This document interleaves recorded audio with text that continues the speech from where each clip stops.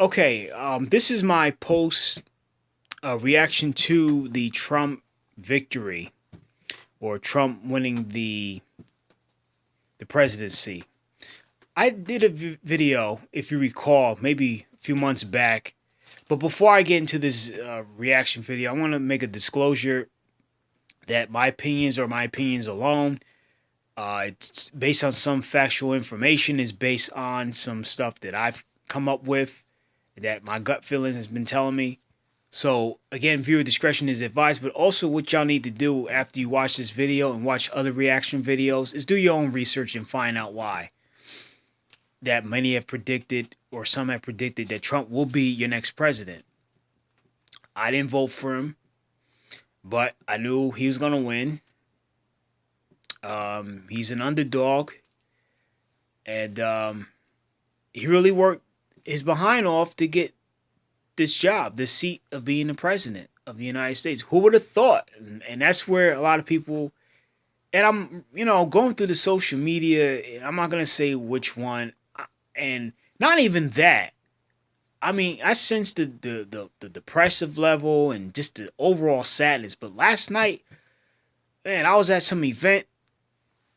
Man, I never felt such a depressive mode. People were saddened. Like, it's like a person in their family died or something. It's like, whoa, y'all acting like somebody in your family had passed away or your best friend over an election. It's like, come on, this is an election. Y'all, maybe because there's so much hype behind it, with the media and all these polls and these debates, which really was entertainment. It wasn't really about the real issues. I mean, yeah, they talk about some issues, about immigration, the economy, these wars, who voted for what, and, all these different scandals, who said what, I mean, but the question of it all, did it work for Hillary or did it work for Trump?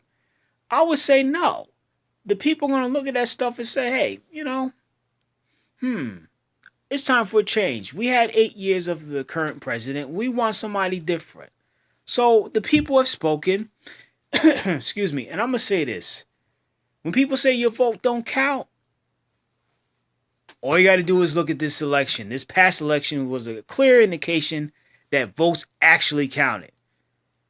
Whether you voted or not, or you voted for a third party or not, that vote counted this time. I mean, I can go into the conspiracy and saying, well, they select presidents before they ever are elected, which basically, and I don't like to use the term basically, what selection really means when you drop the S and when you read the rest of the word out, elected. Ooh, that's deep. Look it up. Look up the terms and you see what I'm talking about. Now, the people have spoken. They want to change. Now they got it. Those that voted, they got what they wanted. And those that wanted to keep the status quo, I don't know. Maybe y'all came out to vote and either didn't count or, some of y'all probably sat at home and say, forget it. I ain't going out there and vote. I ain't wasting my time. And it's crazy, because when I went and voted, I had to wait. Usually when I go to vote for these type of elections, I'm dip in and dip out. I'm like real quick. Less than 5 minutes. I had to wait some time to get in the vote. My folks, they had to wait in line to vote. So this election really mattered to the people. But it didn't produce the results for the Democratic Party. I'm going to say something, too, about that. Particularly our people, African Americans in this country, that continuously vote Democratic year in, year out, election after election, every 4 years, wherever the voting comes up for you. Y'all bought and paid and sold by the Democratic Party. And I don't want to get too involved in it. Y'all already know y'all bought and sold, so they were relying on your vote to really pull the party through it. And as you see, it didn't work. Now you're not the majority of the House and the Senate.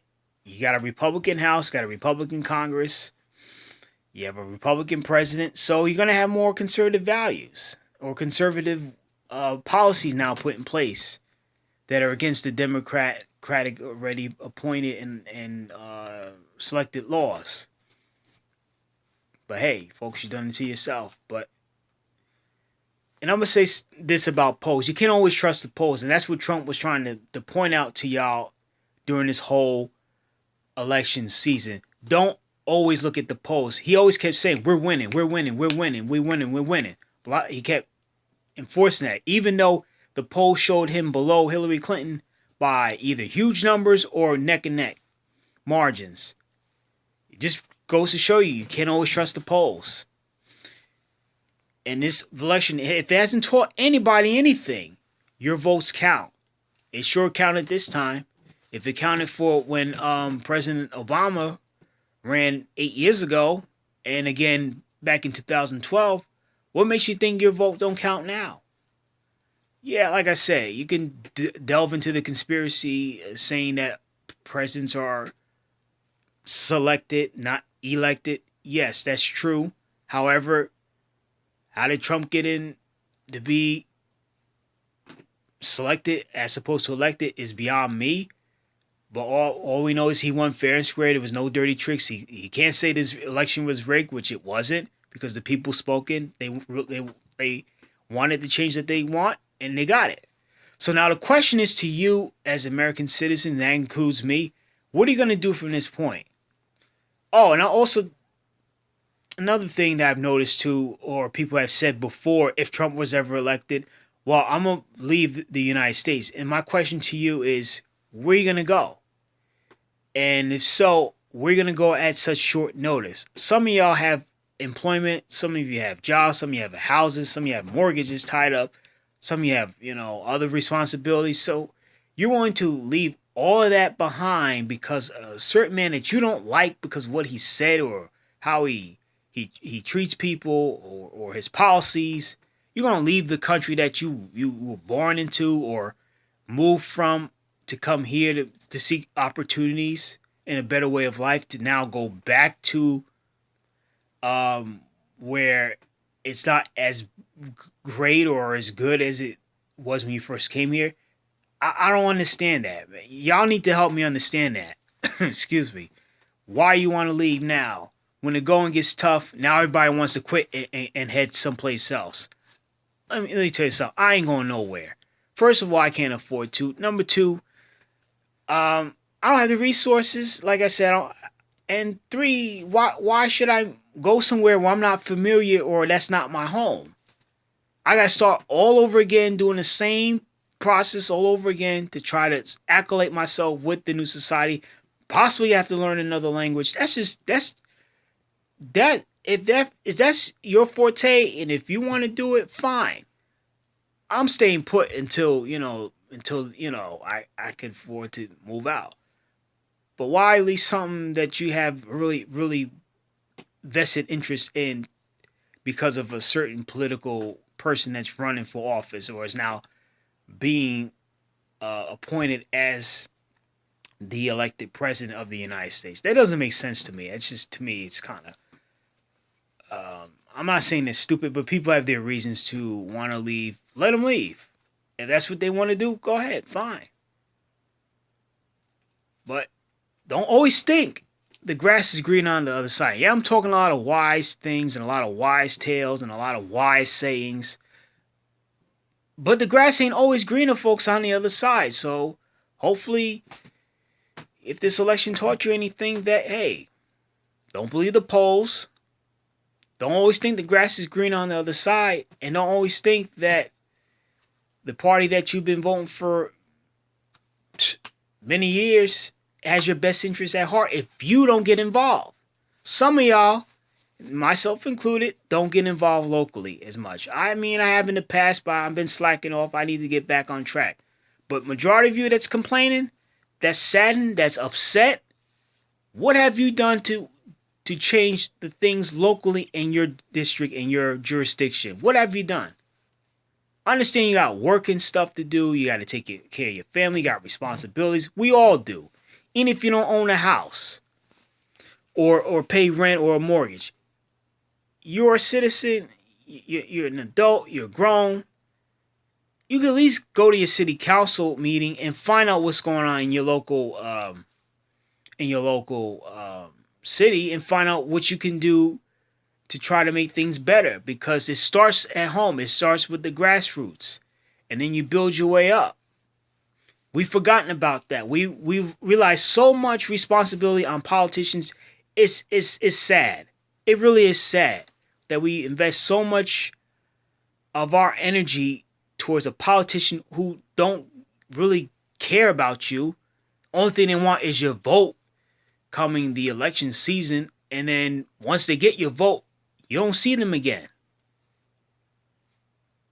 Come on, folks, you got yourself to blame for this. So why get upset over a man that says a lot of really gross stuff, really messed up? I don't want to curse on this video. Says some really awful stuff. But y'all won't get involved locally in your local city council and government to try to change things from within. Won't even run if you don't like it. So, again, folks, you got yourself to blame. I'm not pointing fingers. I'm just saying. Now the question is, what are you going to do? Where are you going to go from here? You're going to still sit in this state of depression, or you're going to pick yourselves up by the proverbial or metaphorically bootstraps and keep it moving. That's all we can do right now.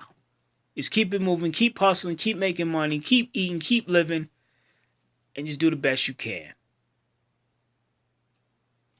But that's all I got to say on this note. I hope you got something from this video. Until then, take care of yourself and have a good night and peace.